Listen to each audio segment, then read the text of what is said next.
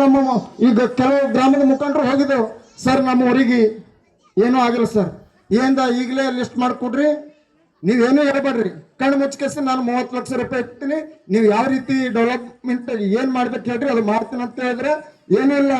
ಕೆಲವೊಂದು ಡ್ರೈನೇಜ್ಗಳು ಇದ್ದಾವ, ಅದು ಮುಂಬರುವ ದಿನಗಳಲ್ಲಿ ಶಾಸಕರು ಕೂಡ ಮಾಡ್ತಾರಮ್ಮ ನನಗೂ ಕೂಡ ಭರವಸೆ ಇದೆ, ಮತ್ತು ಅವ್ರು ಮಾಡೇ ಮಾಡ್ತಾರ.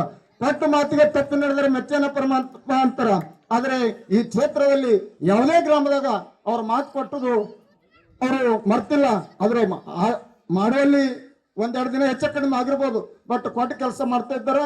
ಇವತ್ತು ಅತಿ ಸಂತೋಷದಿಂದ ಅವರು ಧರ್ಮಪತ್ನಿ ಜೊತೆ ಶಾಸಕರು ಬಂದು ಕುಸ್ನೂರು ಗ್ರಾಮದಲ್ಲಿ 4 ಕಾರ್ಯಕ್ರಮಗಳನ್ನು ಉದ್ಘಾಟಿಸಿದಾರ ಮತ್ತು ಅತಿ ಸಂತೋಷದಿಂದ ಉದ್ಘಾಟಿಸಿದ್ದಾರೆ.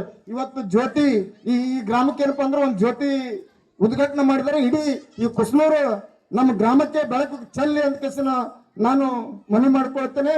ಮತ್ತು ಏನೇ ಇದ್ರು ಕೂಡ ಸಾಹೇಬರು ಕೆಲಸ ಮಾಡಕ್ಕೆ ಸದಾ ಸಿದ್ಧರಿದ್ದಾರೆ ಸರ್. ನಮ್ಮಲ್ಲಿ ಸುಮಾರು ಹೋದ ಅವಧಿಯಲ್ಲಿ, ಈ ಅವಧಿಯಲ್ಲಿ ಹೇಳಲ್ಲ ನಾನು, 2,500 ಕೋಟಿ ರೂಪಾಯಿ ಬರೀ ಕುಸ್ನೂರ್ಗೆ ಕೊಟ್ಟಿದ್ದಾರೆ ಅವರು. 2,500 ಕೋಟಿ